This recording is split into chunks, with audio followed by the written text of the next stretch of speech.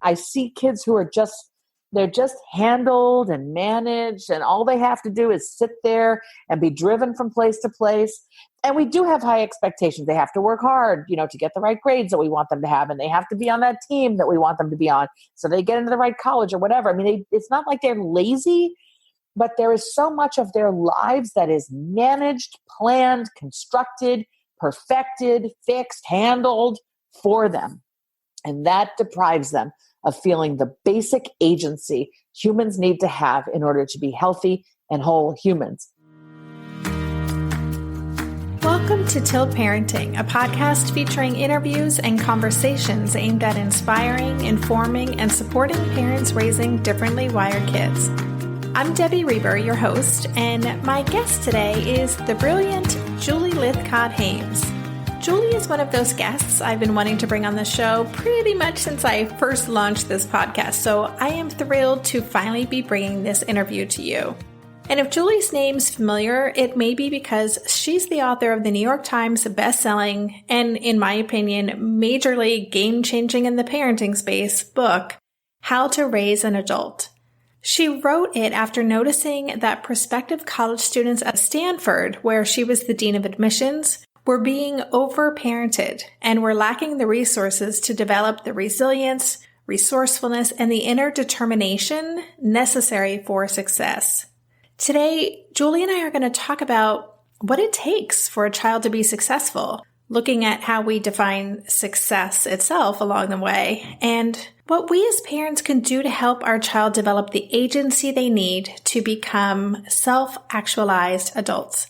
And a few things from Julie's bio. Julie's book, How to Raise an Adult, has been published in over 24 countries and gave rise to a TED Talk that became one of the top TED Talks of 2016 with over 3.5 million views. Most recently, she authored the book Real American, a memoir examining racism through Julie's experience as a Black and biracial person. Her work has appeared in many media outlets, including the New York Times, the Chicago Tribune, The Atlantic, Parents, PBS NewsHour, CBS This Morning, Good Morning America, on and on. So I loved having this conversation with Julie. I am still noodling on the many takeaways and aha moments I experienced. I hope you get a lot out of it. And before I get to my conversation with Julie, a quick reminder that my book, Differently Wired, is newly available as an audiobook, narrated by yours truly. Yes, it's true, I had to audition to get the job, but I was able to read the book, and it was a lot of fun, and also a lot of work, but I'm really happy with how it turned out. So to listen to Differently Wired, visit Amazon.com. You can download it using Audible. You can also listen to a sample if you want to see what it sounds like. And if you'd like to watch the TEDx talk I gave in Amsterdam at the end of 2018 called Why the Future Will Be Differently Wired, you can find it on the homepage of Tilt Parenting at tiltparenting.com. I wrote the speech with a broader audience in mind, as I really wanted to challenge employers and colleagues and community members and other people in our lives who might not be raising differently wired kids to consider the importance of neurodivergence and to consider the importance of our kids in our society. So I would love your help spreading the word to these audiences. So please check it out, share it on your social media, your blogs, however we can get the word out there. So thank you so much for considering that. And one last quick announcement. I wanted to let you know that Tilt Parenting is now available on Spotify. So if you are someone who, like me, likes to put on playlists on Spotify, right now I'm listening to coffee shop music. Sometimes I listen to Broadway soundtracks. Sometimes I listen to music from the show Glee, whatever I'm in the mood for. But you can also now find podcasts there, and Tilt Parenting was recently added. So just one more place to tap into the conversation. Okay, I think that's enough announcements for today. So without further ado, here's my conversation with Julie Lythcott-Haims.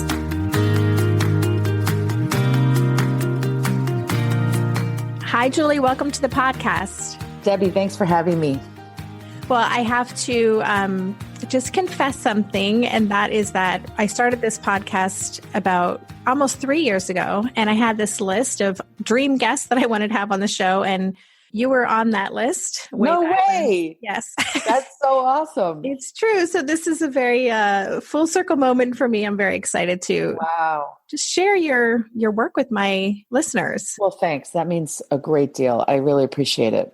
Well, my pleasure. And there's so much to talk about. I have way too many questions. So I want to dive in. That's great because I'm really long-winded. Well, my hunch is that you're going to end up answering a lot of my questions in your answer. So I think it'll even out. But just as a way of introducing yourself, give us kind of the condensed version of kind of who you are as a parent, your work in the world. And, we're specifically talking about your book, How to Raise an Adult Today. So if you can just talk a little bit about the context for writing that book. Sure. I'm 51. I'm a mom in Silicon Valley, California. I've got a 19-year-old son and a 17-year-old daughter. For many years, I was the dean of freshmen right up the street from my house at Stanford University. And in that role, over the course of 10 years, I grew really concerned about the number of undergraduates who seemed very reliant on their parents to handle the day-to-day tasks of life that college students had always been able to handle in the past, but now somehow no longer could. Not all my students, but a growing number every year. Not just a Stanford problem. I was seeing at Stanford what administrators and faculty were seeing all over the country. But what I saw on my campus concerned me enough to want to investigate what was going on and to try to tell parents, hey, back off. It's okay. Your son or daughter is 18, 19, 20. They can do this. They can talk to faculty on their own. They can resolve their own roommate disputes. They don't need you to be checking their homework. And then one day, after years of kind of preaching this back off message, I came home to dinner with my own family and leaned over my 10-year-old son's plate and began cutting his meat. And there was a big aha moment for me in that. I realized that the problem I was seeing on my college campus was a problem I was complicit in on the parenting side. I was doing too much for my 10-year-old, which meant I wasn't going to be able to let go of him at 18 when he went off to a campus somewhere. So that dual vantage point of being a parent trying to do the best for my kids and a college dean working with other people's grown-up kids allowed me to put together the thesis for How to Raise an Adult, my book on the harm of helicopter parenting. Mm. Yeah, I mean, I remember when it came out and it so resonated with me. I also think it was around the time that Jessica Lahey's book came out, The Gift of Failure. Yeah, so they seemed like such great companion pieces. Yeah. And I definitely, and I had Jessica on the show and we talked about this. I had so many yes moments, reading your book. And one of the things, and I want to get into more in-depthly here, is that when I read books like that, and when I know, what I hear from my audience is that we always have this yes, but moment, because, when you're raising a differently wired kid who might be on a delayed timeline or their trajectory just looks different, we kind of find ourselves stuck in this place of, okay, but how do we do this? Like, when are we overstepping? When do we step back? What does this actually look like? Because we can't really compare, with their same age peers necessarily. So I want to talk with you. Let's take a step back. I want to talk with you about fear. That's something that you talk a lot about. That's something that is pervasive in my community of parents. Fear about, everything, what this path is going to look like. Will our child be able to launch? All of these things. Can you talk about what you discovered about fear-based parenting and where that comes from? Well, you've hit the nail on the head when attributing cause to our method of parenting these days. So I say that we are parenting these days from a place of love, ego, and fear.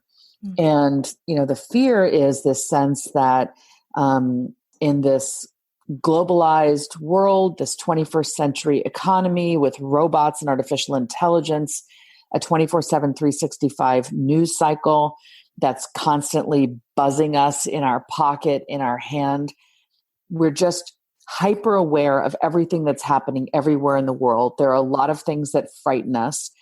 And we let that fear animate our behaviors as parents. There's a wonderful evolutionary biologist named Robert Sapolsky who's written the book, Why Zebras Don't Get Ulcers, presumably in contrast to humans who do get ulcers. And he says that this news cycle, for example, we can hear about everything going on in the world, and abduction, 3,000 miles away makes us feel our child is at risk.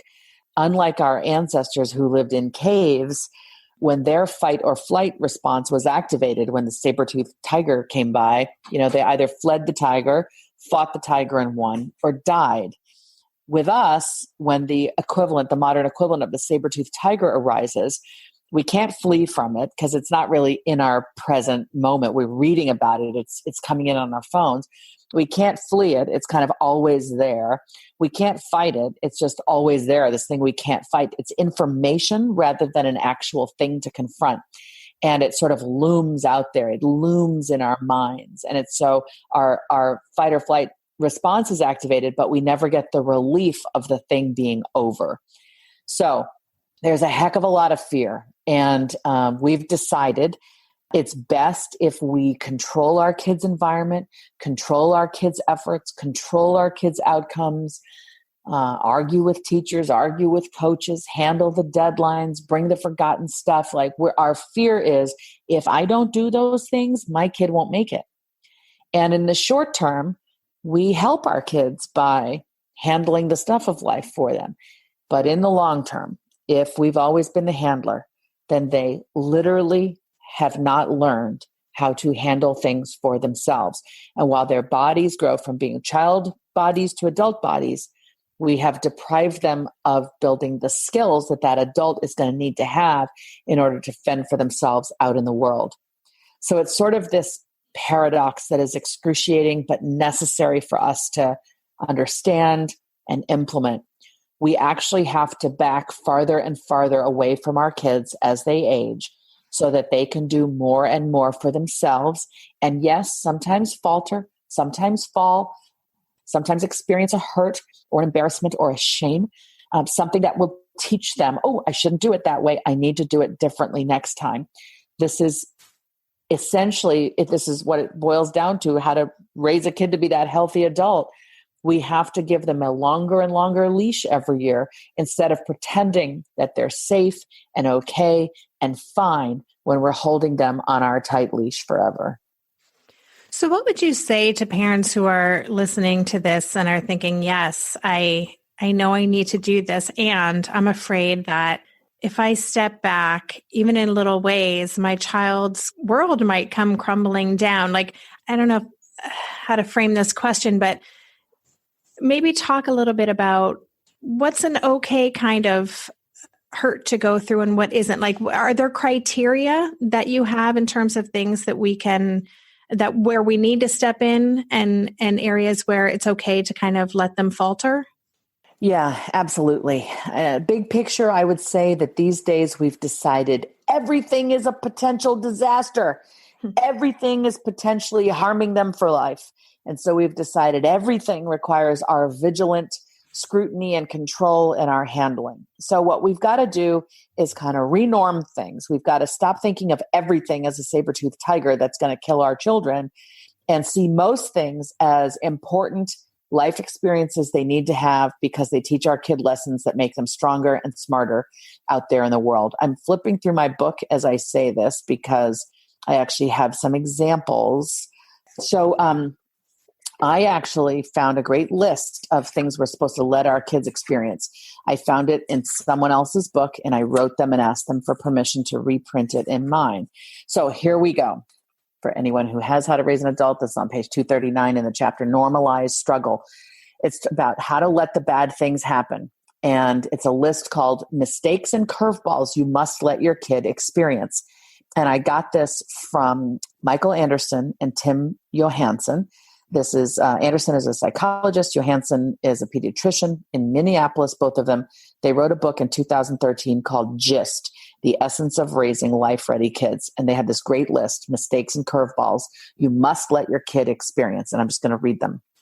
Not being invited to a birthday party, experiencing the death of a pet, breaking a valuable vase, working hard on a paper and still getting a poor grade, having a car break down away from home, seeing the tree he planted die, being told that a class or camp is full, getting detention, missing a show because she was helping grandma, having a fender bender, being blamed for something he didn't do, having an event canceled because someone else misbehaved, being fired from a job, not making the varsity team, coming in last at something, being hit by another kid, rejecting something he had been taught, deeply regretting saying something she can't take back, not being invited when friends are going out, being picked last for neighborhood kickball. Now, Debbie, I don't know about you, but I think my blood pressure just went up a little bit in just reading this list. Yeah. Okay, right? None of us wants our kids to experience any of those things. And in some ways, I'm thinking, wow, this feels so out of date. This was written 5 years ago, and it already feels like some of those things are absolutely intolerable for us as parents, like getting hit by another kid.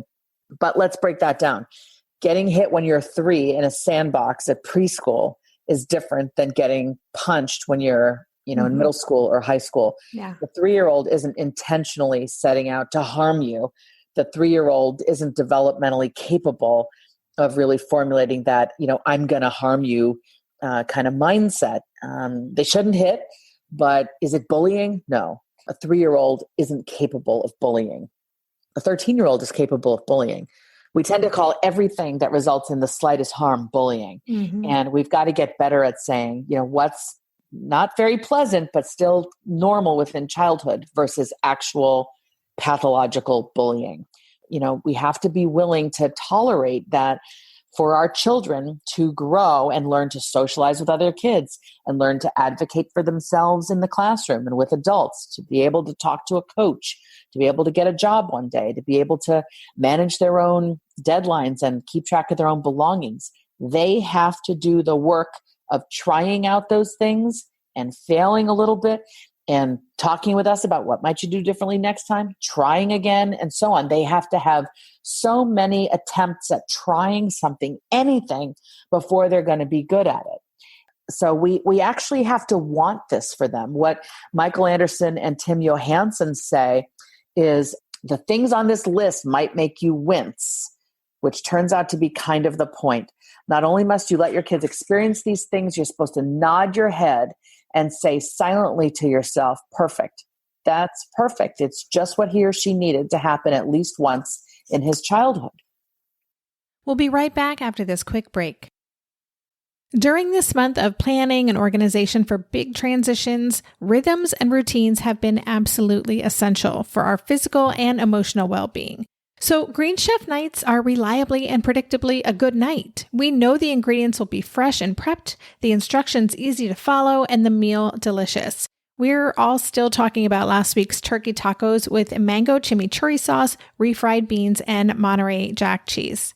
Green Chef contributes to a healthy lifestyle with easy and delicious menus like fresh seasonal salads and grain bowls. And with over 80 weekly meal and market options, plus rotating options to suit a variety of lifestyles, whether Mediterranean, plant-based, calorie-smart, keto, protein-packed, gluten-free, there are always plenty of options to choose from. Whatever you select, you'll get farm-fresh ingredients, organic whole fruits and veggies, and premium proteins, all delivered straight to your door. I love those 4 words. Straight to my door. Oh, and one more thing I love about Green Chef, they have an app, which means it's easy to manage meal preferences and delivery from your phone if you want to. And I, for one, want to. I am in that mode where I'm making the most of little moments like waiting in line at the pharmacy or for the F train to pull into the station to tackle all of those to-dos. So the convenience of an app is key for me. Green Chef has a special offer for Tilt listeners. Go to greenchef.com/tilt50 and use code TILT50 to get 50% off plus 20% off your next 2 months. That's 50% off plus 20% off your next 2 months when you use the code TILT50 at greenchef.com/tilt50. Maybe I've watched too many seasons of The Amazing Race, but every time I have to go somewhere on the subway, I treat it like a competition. It's all about making the right gut decisions about which route will get me there the fastest. Sometimes those decisions get me where I'm going early, and other times my gambles don't really pay off. Probiotics can't help with most gut decisions, but if your gut needs a little support, Ritual has your back. Their Synbiotic Plus, a 3-in-1 supplement, has clinically studied prebiotics, probiotics, and a postbiotic to support a balanced gut microbiome. I've been using Symbiotic Plus for about 6 months now, and it's become a core part of my morning routine. I take the mini capsule every morning while making my way through my inbox, whether I'm at home or I'm on the road, because it doesn't need to be refrigerated. And the capsule itself is delayed released, which helps it survive the harsh conditions of the upper GI tract for delivery to the colon. And that's exactly where we want it to go. Ritual invested in a study modeling the human colon, which showed that Symbiotic Plus significantly increased microbial diversity and the growth of beneficial bacteria. There's no more shame in your gut game. Symbiotic Plus and Ritual are here to celebrate, not hide your insides. Get 25% off your first month for limited time at ritual.com/tilt. Start Ritual or add Symbiotic Plus to your subscription today. That's ritual.com/tilt for 25% off. So let me speak now directly to those of us who have kids with some kind of learning differences. My own son, my eldest, has ADHD, inattentive type, and I have his permission to talk about this. I wrote about it in the book. So it can make it really hard for him to focus and get things done. And as a parent with a kid who struggles with that, I can do everything for him. I can make sure he gets everything done by being there to basically be the stimulus that reminds him constantly, or that puts his hand on that pencil and gets him to start writing something. But we can cross a line by effectively becoming our child's executive function. If our kid's executive function is delayed in developing, we can cross a line by becoming their executive function. And that is a step too far, because then they'll be forever reliant upon us. And we've prevented their own little executive function capacities from developing, and finally being where they need to be. We're in such a hurry for our child to have it all figured out and to be able to kind of keep up and keep track and all of that. We end up doing it for them, depriving them of the opportunity to ever be able to do it for themselves. So it's all fine lines, but it's, we have to accept our kids got ADD. We have to take an interest in, or whatever it is, take an interest in, okay, well, what do the experts tell me my kids should be able to do at this age and stage, given the disability? And how can I support my kid in being as capable as she or he can be, given the disability? And frankly, what I hear from parents of kids who are contending with a disability is that they learn earlier than other parents. Hey, whatever plans I'd had when I got pregnant, my partner got pregnant, whatever plans I had, this kid's going to be a champion swimmer. This kid's going to be a brain surgeon. This kid's going to, be an investment banker. This kid's going to be president of whatever. When you discover your kid has a significant disability, you get humble and you realize, oh, hey, all those plans I had, well, they're not so relevant right now. What's relevant is I've got a kid who's got some things they're contending with, some real struggles perhaps, and I got to take an interest in this kid and what she or he can do, as opposed to what I wish they might have been in a perfect world. Parents of kids with disabilities learn that lesson, which is one of humility and acceptance, far sooner than parents of kids developing typically, who might hold out that dream for 18, 20, 25, 30 years. Oh, I want my kid to be a this. And if only I push them hard enough, or if only I withhold my love long enough, my kid will turn into that because they'll want to please me, right? Mm-hmm. Those of us whose kids contend with these challenges learn, or we should learn earlier, hey, wait a minute, we've been thrown a curveball, and how can I support my kid in being the best they are capable of being, instead of dragging them down some path, with my own effort largely a part of it, toward the future I had hoped the kid would have. Yeah. Does that make sense? Yeah. It makes so much sense. Okay. It's something that I believe so deeply is one of the many gifts of these kids, is they do disrupt our plans so much that we can, as you said, at a much younger or earlier age in their journey, redefine what success looks like. And that is so much more freeing. It can still be scary. I still get caught up on the timelines and where should my son's 14, where should he be in relation to his peers and that kind of thing. But it does force you to kind of open up your mind a little bit about what this might look like, and letting go of what you thought it was going to look like. Yeah.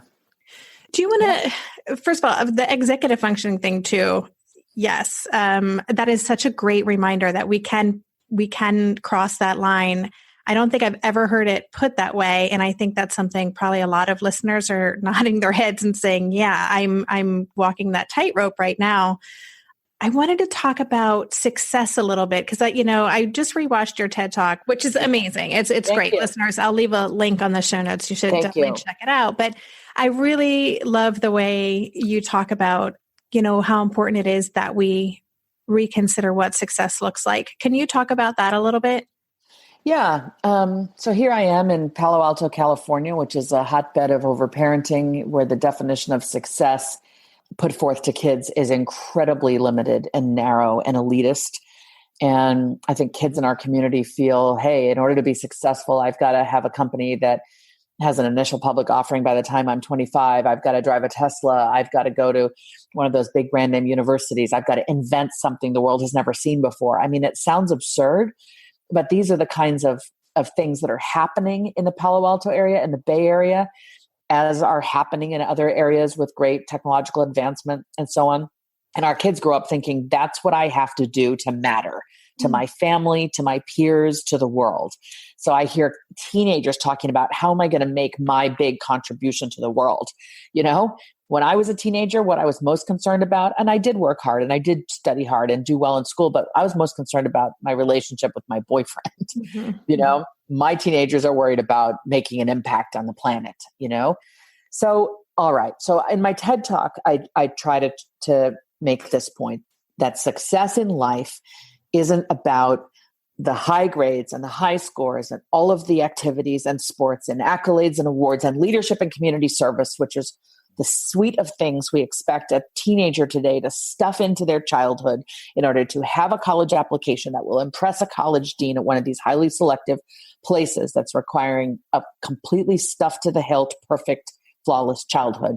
Those things aren't actually the markers for success in life.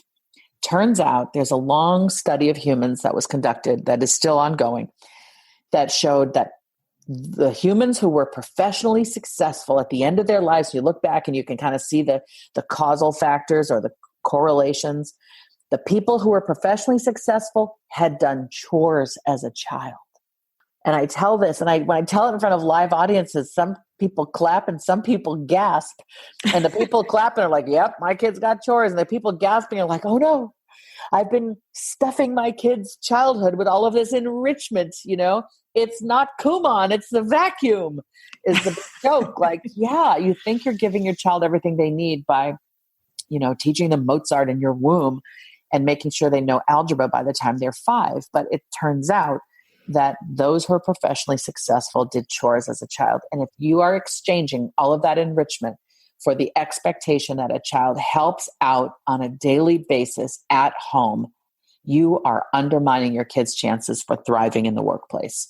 So the good news there is we can just fix that in a moment. You can just turn that around today.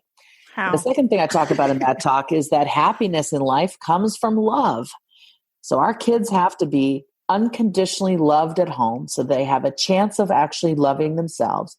So they have a chance of getting out there in the world and giving and receiving love to and from their fellow humans. So the talk basically boils down to chores and love. These are the foundational building block items that their childhood must rest upon so that they can ultimately have that healthy, successful, joyful, meaningful, purposeful adult life we want to have. We want to have for them. We want them to have. Mm-hmm. I will admit, and I'm sure listeners are like, with the chores thing, I fall into this trap of not wanting to get pushback because, especially when my son was younger, I was just constantly trying to keep peace because when he would get dysregulated, it was really just sucked, honestly, for all of us. It was big emotions, it was meltdowns, and it was just easier, right? For me, and I'm sure for many parents out there, to just not go there. And and now I've got this 14-year-old where as we're recording this, I'm painting this house that we're trying to move into in New Jersey. And my son's with his grandparents now, but was here last weekend. And I gave him a screwdriver and I was like, it's time to take down the window treatments. And it really put him out. And I was like, tough toenails, dude. But I feel like I'm having to start over training him almost. Is that what we need to do? Just say, okay, we went down the wrong road and we're going to get on a different path right now. I love your phrase, tough toenails. I've never heard that before. Some of your listeners are chuckling along with me. Before I answer that question, tell me how the screwdriver effort turned out. Well, it hurt his hand. Like there was a lot of complaining, especially when he thought he was done. I'm like, oh, actually, there's a whole other floor that you need to do. So there was a lot of griping, but he did it. I thanked him. He said, you're welcome. And then he kind of went on with his day. So ultimately, it turned out just fine. It was just a little grumbling. So that's the lesson. Yeah, there's going to be some grumbling. And the later we start asking kids to pitch in, the more grumbling there will be. I didn't realize chores mattered until I started doing the research for my book. And so when I laid it on my kids who were, 12 and 10 at the time, I like to say what they lacked in chore skills, they made up for with analytical reasoning. If chores are so important, why haven't we been doing them so far? Why haven't we been doing them all along, Mom? And you have to own up to it. We these days like to be our kids' friend, their best friend. We hate to create conflict. So we want to say, oh, I'm sorry, honey. I know you don't want to do chores. I don't want to do chores, but there's this expert out there that says chores are really important. So if you wouldn't mind, it would really be nice, right? All of this BS language. Mm-hmm. Okay. That just undermines our authority as parents. Don't do any of that. Instead, you say, if you're instilling chores into the family life late, you say, you know what? I've realized you guys should have been doing chores for some time now. Chores are an important thing for kids to do. Helps you grow, helps you learn. I've got a set of things that I need your help with, and we're going to sit down and each one of you can take something you really like, but then you've also got to take some things you like less. We're going to sort out who does what. And if the kid pushes back, you say, you know what? Yeah, absolutely. I understand you don't want to. We should have started this long ago. You wouldn't have been complaining if I'd started you at 5 and here you are. My bad, but let's get on with it. You acknowledge your mistake, but you don't dwell on it and get all overly apologetic for it, because they need to see that we're in charge, that we're setting expectations and boundaries. And they might grumble when you first put that screwdriver in their hand or ask them to get on a ladder and do something. But usually, I asked how did it play out, because usually after a human spends some time making something, fixing something, handling something, dealing with something, they feel competent because they've done something. It's the antithesis of being overparented to actually get to put your hands on a screwdriver and unscrew some screws and complete a task without a parent hovering over you and handling it for you or checking in constantly or micromanaging. Our kids are hungry to prove they can do things. And so when we actually make them do things and step back and they do the things, all of a sudden that little human child is feeling some agency. Like, I did that. Job well done. You could see them kind of dusting off their hands and beaming with pride. Like, I handled that. If you give them too small a task and praise the heck out of them, their psyche says, be quiet, lady. Be quiet, man. I didn't do that. Don't make such a big deal. It was like infinitesimally small, this thing you asked me to do. Oh my gosh, you opened a can of peanut butter. Congratulations. Like, no. Okay? No, stop. Give them an actual task to do. Walk away, let them do it. And just a brief thank you. Thanks. I appreciate it. You took care of that. Move on. I love that. They want our approval. They want to be recognized when they do things, but they don't want this wildly blown out of proportion praise for some tiny little thing. Because they know, and your praise is overblown. And that doesn't help anybody. We'll be right back after this quick break. Hey there, it's Debbie. I love making this show and sharing conversations about how to support our awesome neurodivergent kids. I've seen how even one little insight from an interview can spark a big shift in daily life. But I know that raising complex kids can be messy and lonely. And just when we think we figured it out, something comes up that boots us right back to feeling overwhelmed and stuck. That's why I've poured everything into creating a way for parents like us navigating complex parenting journeys to join together and chart a path that feels positive, hopeful, and doable. It's the brand new Differently Wired Club experience. In the club, you'll get personal support from me and other seasoned parent coaches, 6 live calls every month where you can connect and get your personal questions answered, the opportunity to learn directly from authors and experts like I have on this show, monthly themes for getting specific and tactical, an exclusive private podcast feed, and the best, most generous community of parents. Seriously, these folks show up for themselves and each other, and that right there is really everything, because it's a daily reminder that we're not alone. Our kids aren't broken, and we have totally got this. The recently rebooted Differently Wired Club is on a brand new platform with its very own iOS and Android app. It is such a great space.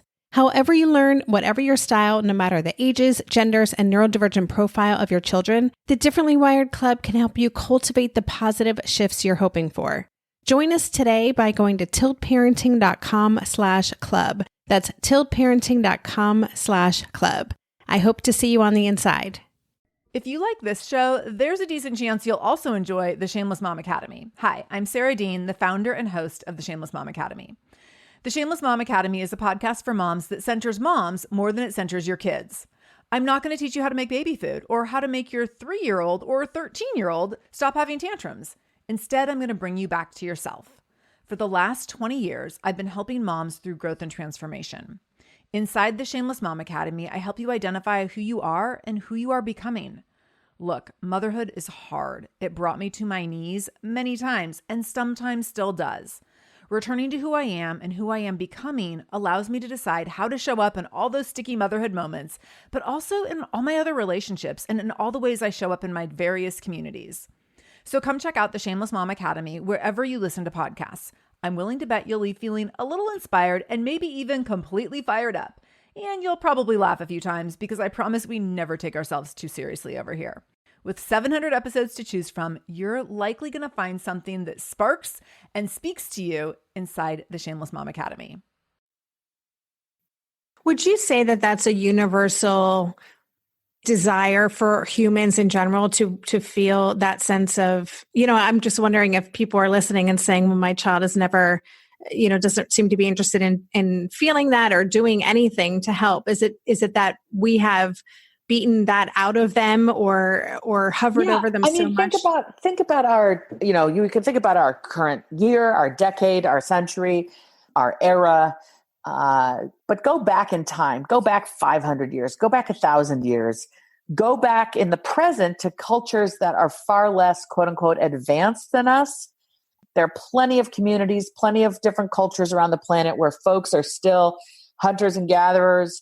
They're still having to, find the food they're going to eat and make it and cook it and handle, the upkeep of the home. That isn't about Teslas and technology. It's about kind of the basic, just getting through a day and eating and sleeping and caring for one another, right? Mm-hmm. And in those cultures, small children help out. They help out with food preparation. They help tend fires. They help look after small children, younger children. They pitch in. It's just what humans have always done. We have always, up until recently is my point, been useful. We have put ourselves to work and we have gotten things done just in order to survive. But now we're in this much more evolved place. Turns out that sitting down all the time, just working at a computer, being served constantly by other humans, but not really putting in the sweat equity ourselves. I'm not an anthropologist. I'm not a psychologist. So the people who know far more about this than I am, but I have read a lot of people's work, which suggests this is dulling our sense of self as humans. We feel good when we get out there and sweat some and make something happen. We feel good when we chop wood. We feel good when we stack logs. We feel good when we create a wall out of bricks or a wall out of wood. When we make things with our hands, we feel we have a purpose. And it's not to say that we'd lack a purpose if our work is white collar and we never have to chop wood or stack bricks. But the point is that there is something intrinsic in our nature as humans that wants to make things, create things, sort of have the satisfaction of achievement and accomplishment. And there's nothing like hands-on work that gives you that sense of achievement because it's concrete. It's different than, I created a spreadsheet. Look at it. It's awesome. I mean, we can feel a sense of achievement from that, but it's not quite the same satisfaction as that physical achievement of a job completed. I am way out of my wheelhouse now with this answer, but this is what I have learned. And I believe in it so strongly. I see kids who are they're just handled and managed, and all they have to do is sit there and be driven from place to place.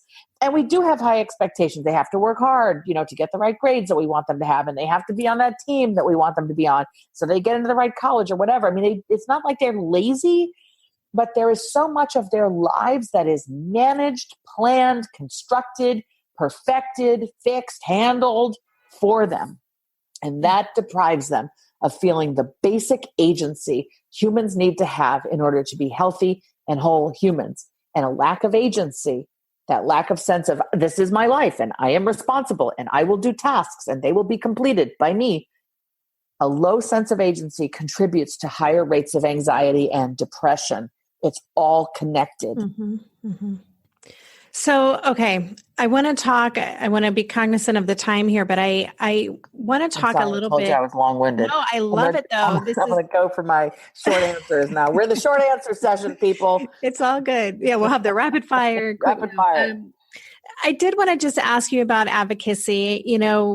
You talk a lot about the importance of parents not stepping in and, intervening with coaches or teachers. And that's something I know you experienced in your role at Stanford. And I think as parents of, again, atypical kids, we're often reluctant advocates, but we find ourselves in that role. Do you have any thoughts about how to transfer or bolster our kids' advocacy skills?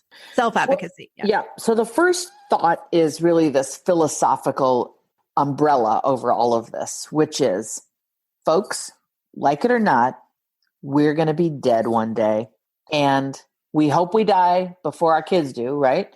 None of us wants our kids to predecease us. So if the universe unfolds as we want it to, we die first. And our fervent hope is that when we are gone, our offspring can survive without us.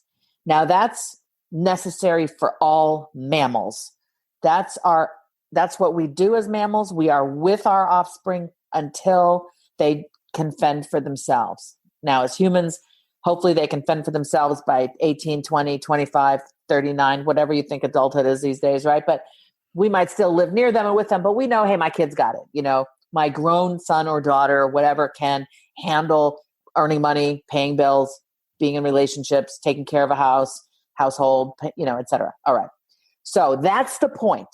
We're successful as parents, barring significant special needs, when our offspring can actually stand on their own 2 feet or make their way on their own. All right. So given that that's our goal, given that's our purpose, then we have to dial back to the present moment of today and say, what am I doing today in order to instill more independence, more skills in my kid, rather than fostering a dependence on me? So for every child with every skill, there's an opportunity to learn and grow or to be overly cared for, which is the sort of opposite. When it comes to challenging situations with authority figures, there's a teacher that has given a grade or an assignment the kid doesn't understand, a grade that people are unhappy with, or an assignment that's hard to understand. There's a coach that's not giving a kid enough playing time or enough attention, or whatever the case may be. Our instinct is to go and handle that. What we need to be doing is talking with our kid and saying, if you're not happy with that situation, we can talk about what might happen differently. And then together we can go and talk to the teacher or coach. And together is kind of that first step away from the parent doing it all by themselves. Go together. Let your kid be there, listening to you, advocate for them with respect, but also being an advocate. And then we have to transfer the I do it with you to I watch you do it. Okay. So I'm actually here now explaining a 4-step method for teaching any kid any skill, which applies to talking to authority figures, but also making a meal or crossing the street. First, you do it for them. Second, you do it with them. The third step is you watch them do it. So now they're doing the bulk of the work, but you're still there in case you need to pipe up and say, and blah, blah, blah, blah, blah. Or wait a minute, buddy, you can't cross the street yet. There's a garbage truck and there's a car hiding behind that garbage truck. You're still there with your authority, in case. And then finally, step 4, they can do it independently. So we are on this journey to teach our kids through step 1, 2, 3, and 4, how to ultimately do things all by themselves. So if your kid is 7 and has not yet spoken up for themselves with a teacher when there's a concern, it's time for you to start letting your kid show up with you as you do it. And then you talk to the kid afterward and say, next time when something like that comes up, you'll be able to do it, to do the talking, and I'll be there with you if you like. But ultimately, one day you'll be able to do it for yourself. Okay? This is a 4-step method I learned from a friend of mine here in Palo Alto, Stacy Ashland, who's an amazing mom. But Stacy's got 2 kids, one developing typically and one with significant special needs from birth. And Stacy taught me this 4-step method, which with her permission, I put in my book. First, you do it for them, whatever it is. Then you do it with them. Then you watch them do it, and then they can do it independently. And for anyone who wants more on this, come to my website, julielythcott-haims.com. I'm sure Debbie will put the link in the notes. And right up on the first page of the website, I talk about this 4-step method. And there's even a little link to an animation created by the magazine The Atlantic that demonstrates visually in a cartoon format. It's really clever, the 4-step method for teaching any kid any skill. It's so great because it isn't timeline dependent. I love that. And even, crossing the street is something we're still working on. Right? But I love being able to apply that. So, okay. I have so many more questions and we're going to wrap this up. So maybe someday when your new book's coming out, we'll have you back on the show. But before we say goodbye, I need to at least mention your book, Real American, which I read and loved. And thank you. If you want to just take a minute to tell us about that and your new project and where people can connect with you. Awesome. Thanks. And in the meantime, I'll work on being not so long-winded. My second book is a memoir on race, on being Black and biracial in a country where Black lives weren't meant to matter. It is a prose poetry memoir, which means I've written it for the ear as much as for the eye. I try to make the language sing on the page and have a rhythm and movement. And it's a quick read, but a very vulnerable share. And if you're interested in issues of race in our country, in our moment, please check it out. My third book is a sequel to How to Raise an Adult called How to Be an Adult, an offering to 18 to 35-year-olds about being an adult. I think we've made it look terribly unpleasant. And too many of them say, I don't want to hashtag adult. And my book is an offering to them. I hope a compassionate offering that says, yes, you can, and you want to, because it's amazing to actually be an adult. And here are narratives of a bunch of other people that I've interviewed that demonstrate how people are going about adulting. And if you want to catch up with me, keep in touch with me for the longer term, come to my website, julielythcott-haims.com. You'll find links to all my social media on there. I'm on Instagram, Facebook, and Twitter. And I have an occasional newsletter you can sign up for. So let's stay in touch. I'm always delighted to hear from readers. That tends to happen particularly on my Facebook pages. So How to Raise an Adult has its own page. Check it out. And look forward to being in touch. Thank you so much. And listeners, I'll have links to all of Julie's info on the show notes pages. Definitely check out her books and her big TED Talk and her small TED Talks as well, her TEDx's. Julie, thank you so much for taking the time and for this conversation. I'm really just grateful to bring your voice to the show. Well, Debbie, thank you. I think the hardest part about parenting is recognizing that this little being is entitled to live their own life. Mm-hmm. They're not our pet. They're not our project. They're not our trophy for a job well done. They are a separate human being from us. And when we can actually act with humility and accept the fact that God or the universe or whatever you believe has handed us this child, that this is a task that we must assume with great care and humility. We've got to help them become themselves rather than act as if somehow their life is simply a reflection of our efforts. So beautifully said. See, listeners, now you know why I wanted her on the show so badly. Okay. Thank you. All right. Thank you, Julie. Take care. You've been listening to the Tilt Parenting Podcast. For the show notes for this episode, including links to Julie Lythcott-Haims' website, her books, her TED Talk, How to Raise Successful Kids, And all the other resources we discussed, you'll find them at tiltparenting.com/session140.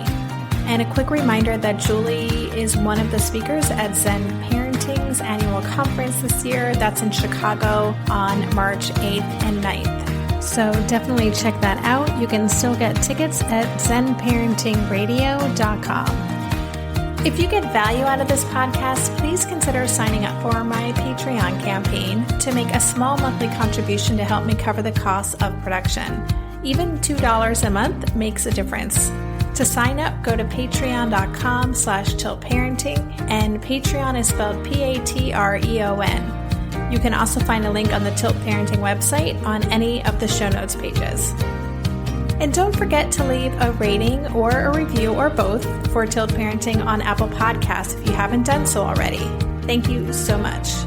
And thanks again for listening. For more information on Tilt Parenting, visit www.tiltparenting.com.